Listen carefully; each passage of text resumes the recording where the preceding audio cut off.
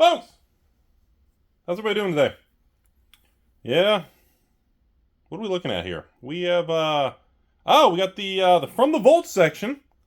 See in the bottom right corner there, we got those old 1990s Ultra Pro sealed bricks with those oversized Black Lotus chase cards everybody's crazy about. In Chaos Orb? Or just Chase? Or no. Chase cards of Black Lotus and Chaos Orb? I can't remember. And of course, Rudy's favorite, from the vault. Yeah. How's everybody doing? Guess there's a fun conversation today. So, as with all turbulence in markets, whenever we have things come up and happen, we always have collateral damage and the quick reaction of a lot of people in the world. And I can definitely tell this new wave of Amazon dumps and swings is causing some behavioral shifts, because we noticed, I've noticed in the last 24 hours a huge uptick in the amount of people contacting me to sell collections. Please be patient. I'll try to reply to most of you all. Of course, if you're contacting me with just a very small amount or just a couple standard cards, usually, I appreciate the offer, but that is something I'm not interested in at this time. Again, I buy sealed product of new Magic and vintage Magic and single cards of only old Magic cards.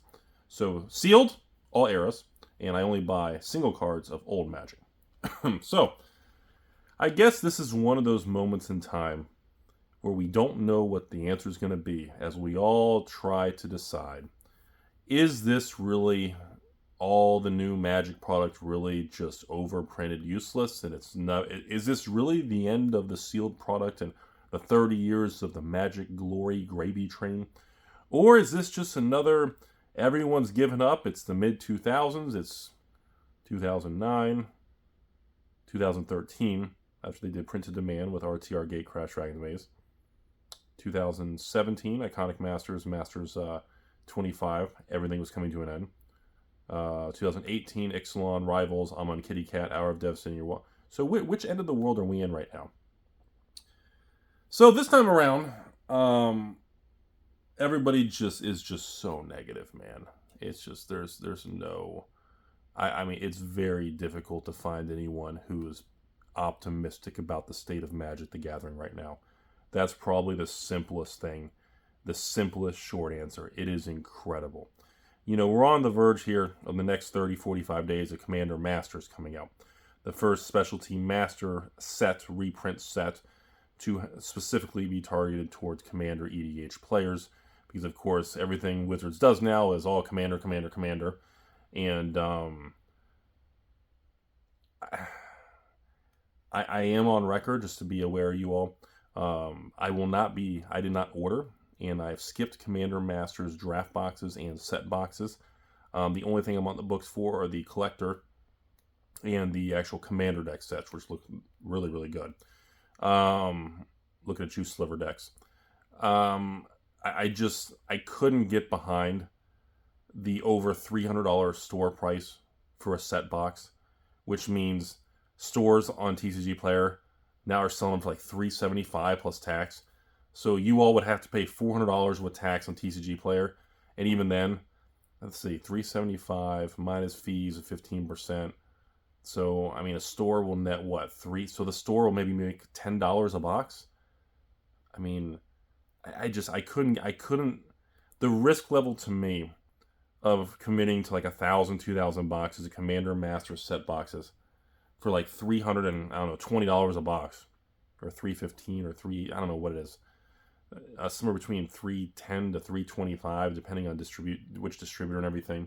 And I'm looking at these numbers and I'm like, watching these stores online have to sell them for almost $400 to make $10, $20, $30 a box is a surreal experience, everybody.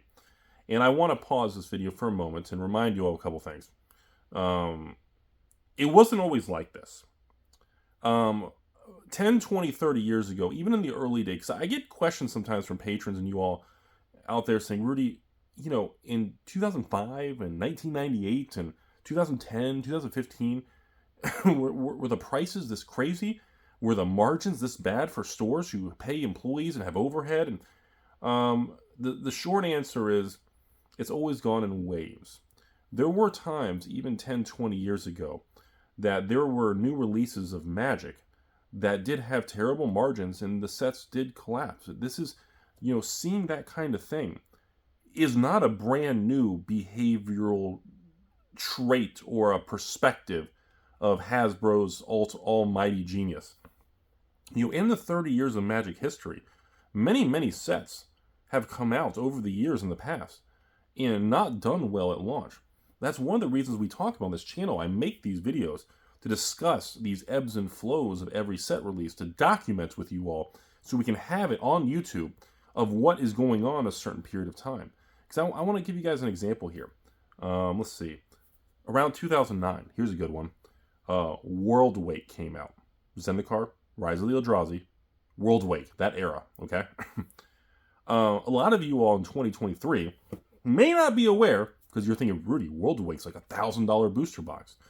When Worldwake came out, I had, for example, a friend of mine who had an LGS at the time. Still talk to him on a regular basis. And he was telling me how bad when Worldwake came out, and they did a couple hundred box mass box opening. I don't know, 240 or 360 box mass box opening. Nothing too crazy, not 600 or 1,000. But let's just call around the 360 range. And he was telling me how bad it was. Couldn't even break even. The singles had no value. Everybody's obsessed with either Zendikar, Rise of the Eldrazi, the big monsters, the Eldrazi. But Worldwake didn't do good at the beginning. It was a very fast, and I know some of you are thinking, Rudy, wasn't that the time frame in the set? And wasn't that Jace the Mind Sculptor? And wait a minute.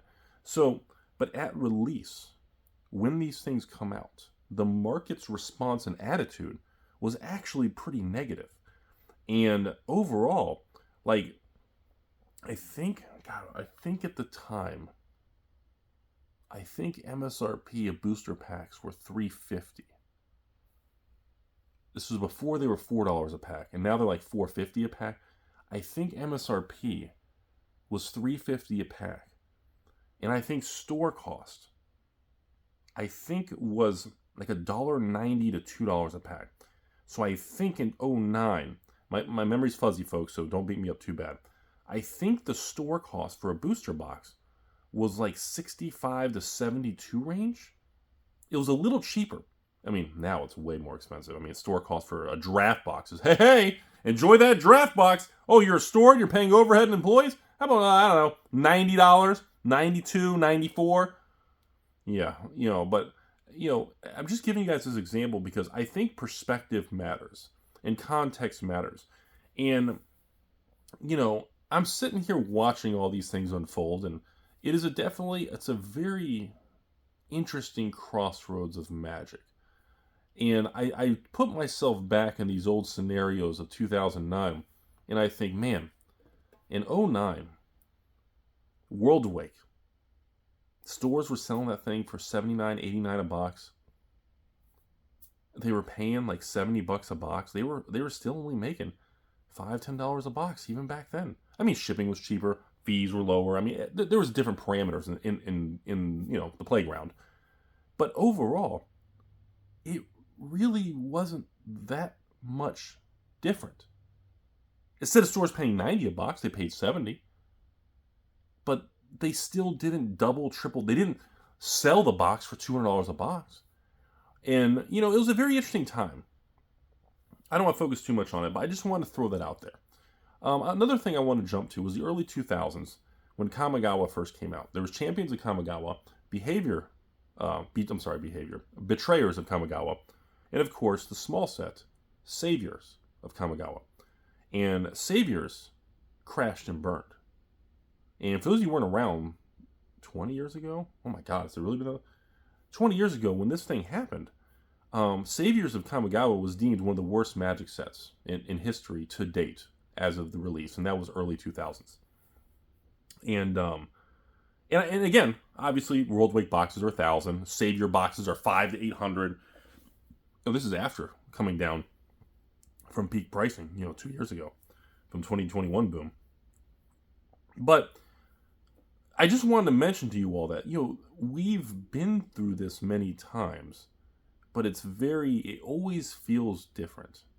And our brains like to kind of go against us and trick us and always say, well, Rudy, this one's going to be different. You know, I know what you're thinking, Rudy. 2022, the cruel summer of 2022. Was anybody around? Hashtag cruel summer 2022. Were any of y'all listening to me last year when I was yelling at the camera, buy the S&P 500, buy any stock, buy anything, just close your eyes, click a button. Remember that? Because the market was so bad. Everybody thought it was the beginning of another 2008. Everybody thought interest rates were going to 20%. It's going to be the 80s all over again. Anybody remember that stuff? And I look back even last year, and I remember buying. I should almost show trade confirmations. I don't want to show it people. I don't like showing people the exact stocks or, the SPY, or I don't like people showing when I buy, because then people say, well, Rudy bought that set stock. I never like to recommend the set stocks. It's like against, it feels wrong. But I remember at that time, and I did the same thing you guys would do. In that time, in the summer of 2022, when I was buying like once a week, I would just move a block of money and say, all right, we're going to throw the money in. And I know by the time the weekend rolls over, by Monday morning, the market's going to drop and I'm going to lose 10%. And you had to make peace with that. And that was such a fucking mind-fucking-twisted thing. It was such a twisted reality. Isn't that a card in Ice Age? Twisted reality or twisted something? Twisted sister? I want to rock? No. Twisted reality. Shit, I'm old. Do I have any hair left? Am I bald? Hashtag Rudy's bald. Anyways, so I remember that. And I was doing the same thing. And I was a broker. In 08, I sat there. In 08. I went through the 08 crash, the dip of 2012, the dip of 2018, the crash of 2020. And even myself last year in the cruel summer of 22. Hashtag cruel summer 2022. Tell me who was here. And I remember even telling myself, Rudy, are you sure you should keep buying every week in 2022? Because everyone keeps saying it's going to crash. And why don't we just wait for the crash to happen like 08 and everything will be pennies on the dollar? And I remember thinking, you got to suck it up, Buttercup. You got to take the pain. Every time you click the button, the fist comes out of the monitor and Chuck Norris just hits you. And you're sitting there and your face hurts. And then Chuck Norris takes your wife out to dinner and you're sitting there in pain. And there's moments that you have to battle with yourself. And I feel like we're in one of those moments. Because in 2023, if you look at everything, we're evolving into another type of environment. Interest rates are near the top, right? We can all agree with that. Maybe not the tippy top. Maybe they raise another 25 basis, another quarter, maybe a couple quarters. Or maybe they don't do anything. I don't know. I know inflation reports are supposed to come out either today or tomorrow. And by the time you watch this, maybe inflation is getting better. Or maybe it's worse. Or maybe they're lying and making the number up. Who cares? But, I think we're in an environment where we are near the top of inflation in Fed funds, the government raising the rates. We may not be the tippy top, but we're definitely near the top compared to where we were 2 years ago, which was, at the bad spot. And I think about that and I'm like, okay, the stock market, high interest rates, cash is no longer trash. There's a lot of opportunity. And if you have money and you're willing to work hard and make more money, think about it. Any extra work you do, hell, brokerage firms. There's multiple brokerage firms, including, the Robinhood, to the Fidelities, to the Schwab, to, I think, even E-Trade, and I think all of them. I think cash pays like 4 or 5%. I saw, I think my family told me 2 days ago, E-Trade had 5-year CDs at like 5.8%. I was like, almost 6%. I was like, dang, risk-free rate, almost 6%. Didn't think I'd ever see that day again. So we're in this era where cash is attractive. Corporate debt and corporate bonds are really attractive. We're at the top of the rate cycle. That's an interesting dynamic. Well, a lot of indexes, including the S&P 500, still look pretty attractive. And over, even if your cost bases are plus or minus 5-10% of today's price, that's compared to where it could be in the next 10, 20 years. That's really attractive kind of space. And I look at this stuff and I'm like, what is unattractive right now? Unattractive to me is Magic the Gathering, which I keep buying like an idiot. The new Pokemon, Scarlet Violet, very bear market, very negative. Increased print run, people are negative. They increase the wholesale prices. There's more supply, negativity everywhere. So Magic, sealed in vintage. Pokemon, new era, Scarlet Violet, bear market.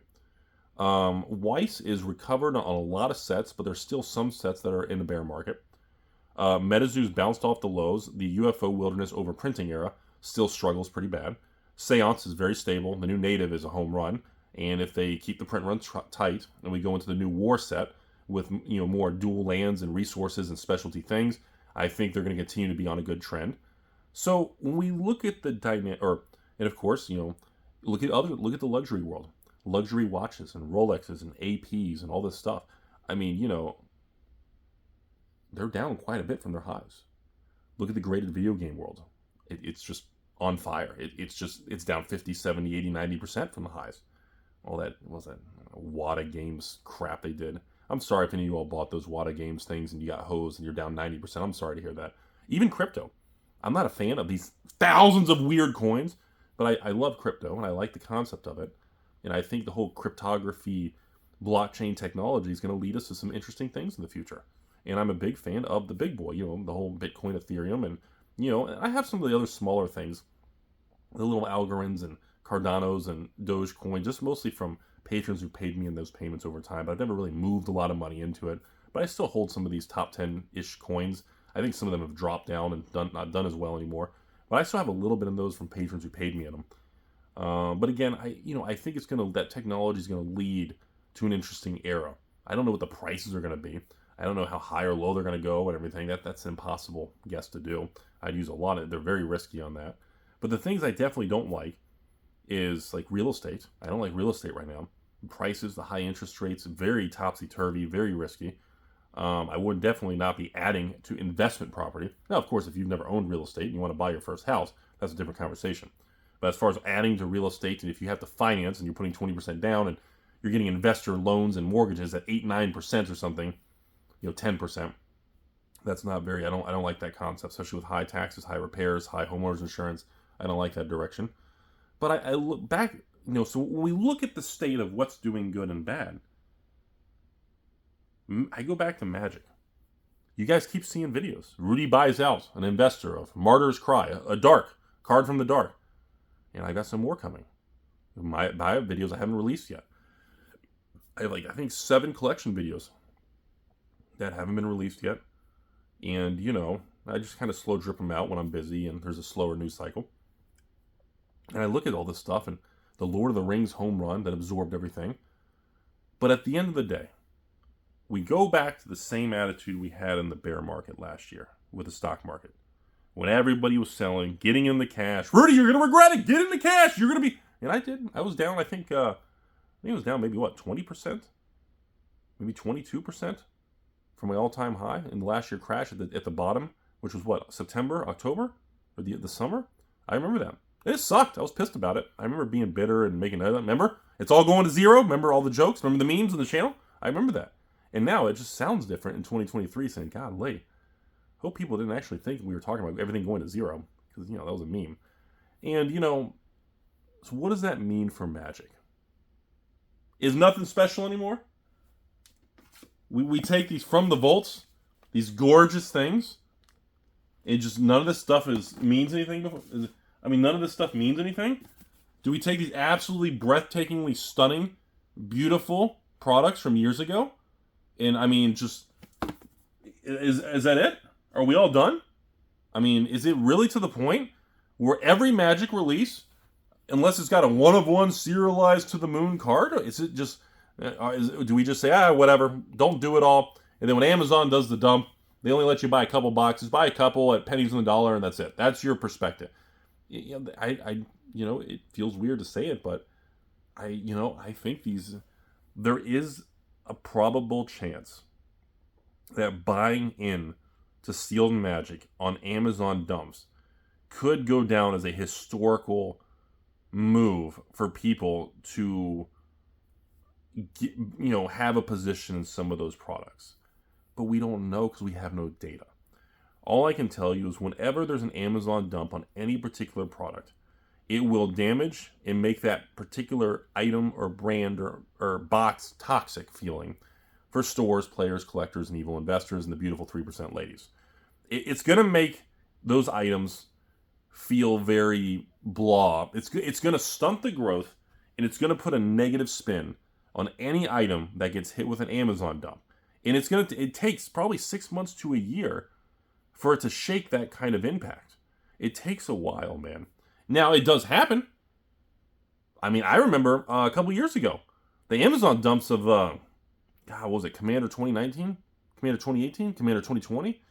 Some of these older Commander sets, and they were phenomenal, man. And if you had bought any of them, Commander 2018, 19, 20, you would have done really well. You would have doubled your money in probably 6 months, a year, 2 years, whatever it is. And if you weren't looking to flip and be an evil investor, you got a great product at a good price, and you got to open it and enjoy it and actually play with the decks, and it's a pretty good win-win, you know? So the question remains, are these collector boxes in Magic the Gathering truly worth zero and going to zero? And does an Amazon dump, when they flush their books of product, how negative is that? What is that going to mean in the future? When we reflect on this situation in 5 years of when they dumped Dominaria United collector box. Hey, I finally got 3 of them. I saw the max was 3 today. I bought 3 Dominaria United collector boxes. I think I paid $110, and then my little Amazon Prime credit card, so I get like 7% cash back. So I think I paid like $103 for a collector box of Dominaria United. The last case I bought of that from a distributor was $180 a box. Was my cost. And I remember selling their release to patrons and making like $15 a box. Ooh, big money over here.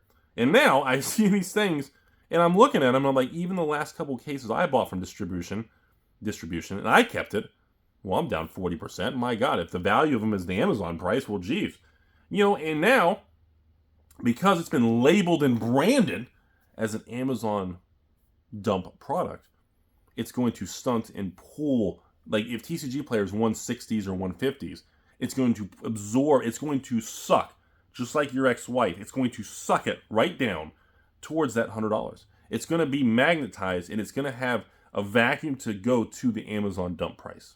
So if a product's worth $150 and Amazon unloads 5,000 boxes at $100, that kind of downward pressure and cost basis of that many people, it's going to move the whole market, drift it towards whatever that Amazon dump price is. Now, it's yet to be determined how long will it hold that? Will it slowly recover? Or are they going to hit them again? Is it going to be like Ocean's 11, where it's like, all right, hit them again. Hit them again. Is everybody still gambling in the casino? Shake the building.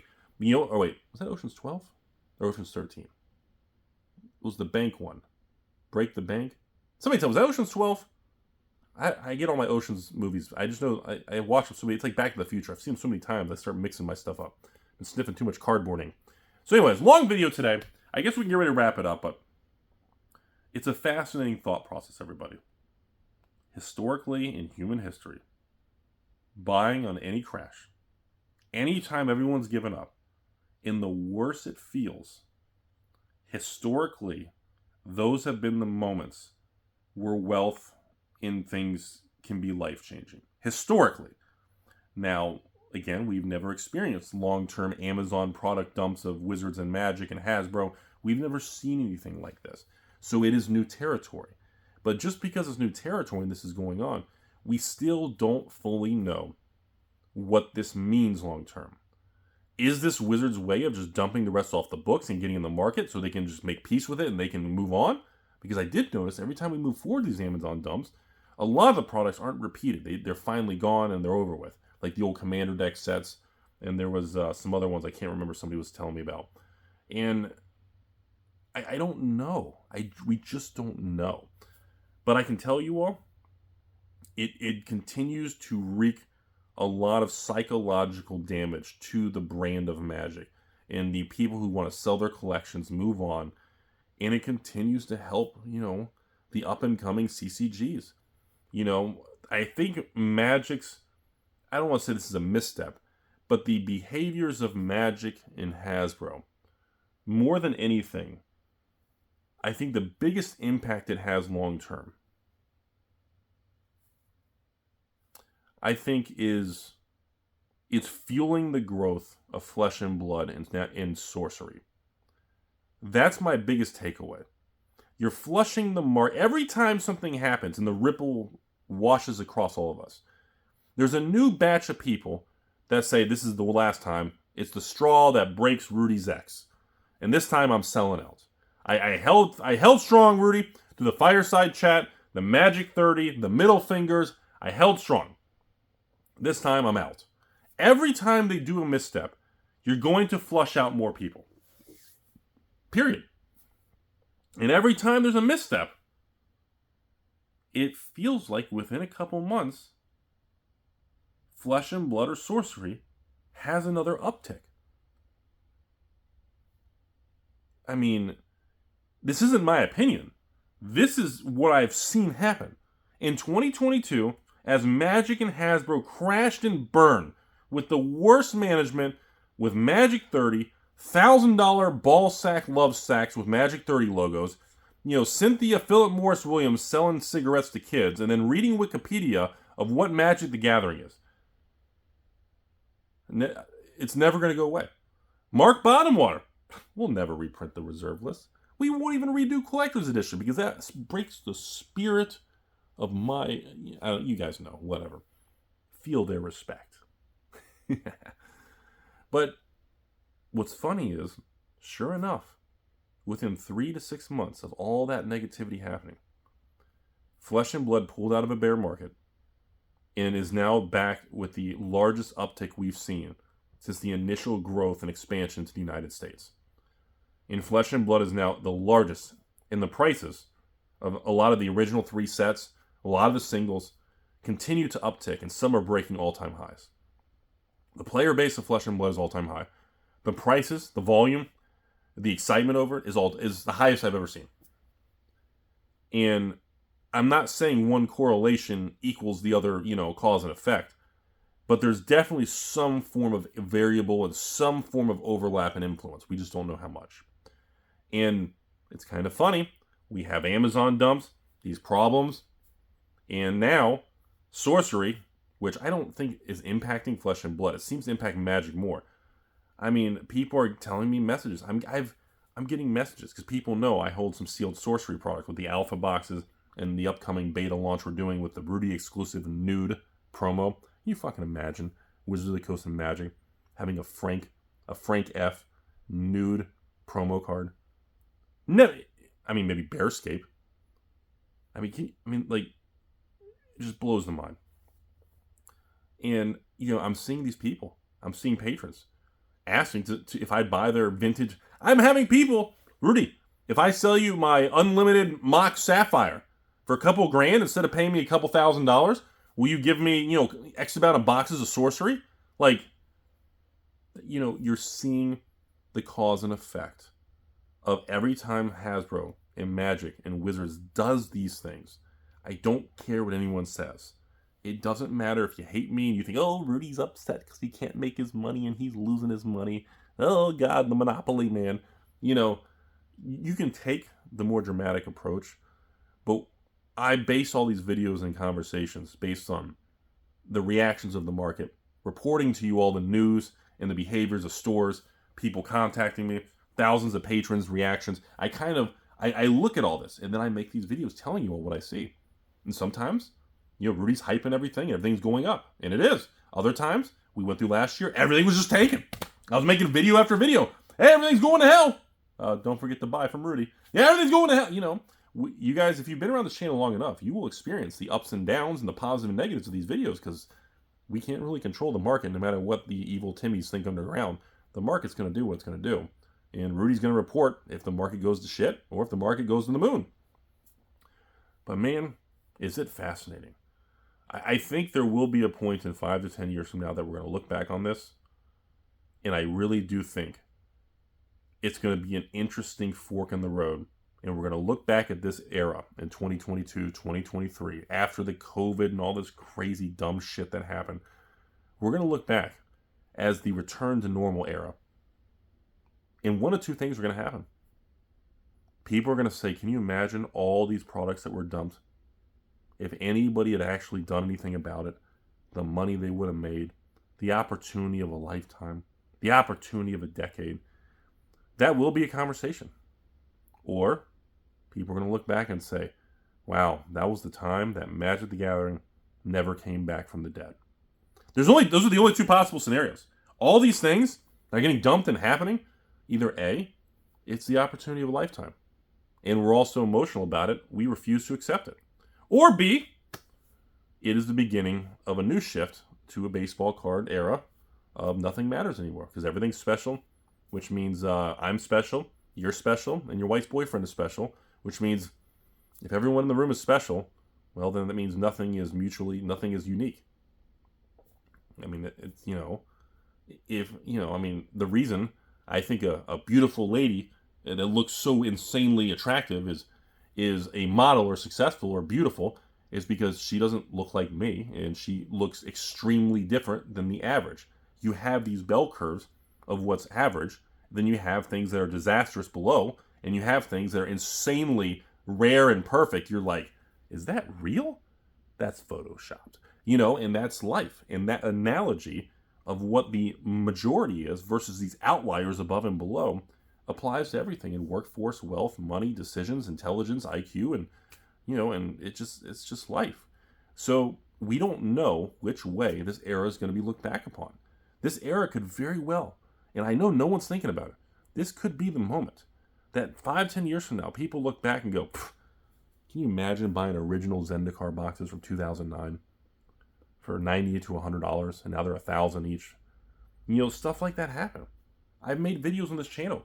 One of the top regrets I ever made in Magic the Gathering, in my career, you don't have a career, in my job, is 2009, 2010.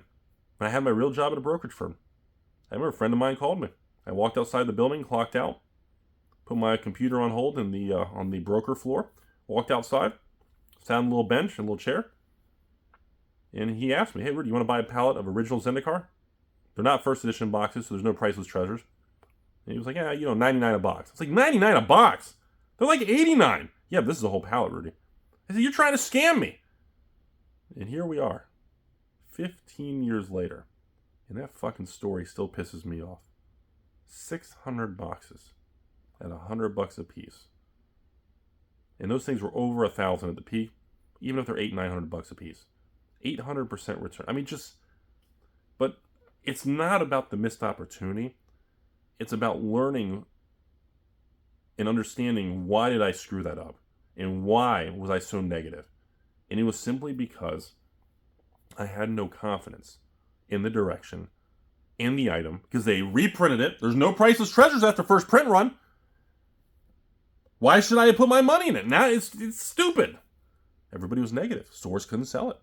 People don't realize after original Zendikar had priceless treasures and Power 9, the reprint didn't. Second edition didn't. And nobody wanted them. And here we are in 2023. All this fucking product that's tanked, half price, and nobody wants it. Who's going to come out on top? Who's going to look like the idiot? And the sad part of these stories and these videos is we won't know the answer for 5 to 10 years. And 99.9% of you all listening to this won't even remember this video in 5 to 10 days, more or less 5 to 10 years. So we won't actually have the answer. And in the meantime, you'll see a bunch of dumb people and Timmies that are short-term emotional and what I like to call market noise, NPCs. People are just, I can't flip it tomorrow. Must be a scam. You're going to see all the short-term people that will always struggle and they'll never get ahead. And I'm really fascinated by this topic because we don't know. It feels strange because you have that conflicting. It's so cheap, but it's so cheap because it was overprinted. Nobody wants it. But is it really overprinted? Or is it just the economy and people can't spend? Or is Wizards just greedy? They made everything worthless. You can argue all these directions and we don't know who's right and who's wrong. All right, I got to go back to work. I got a couple truckloads of mail, some patron stuff to deal with. Have a beautiful day, everybody.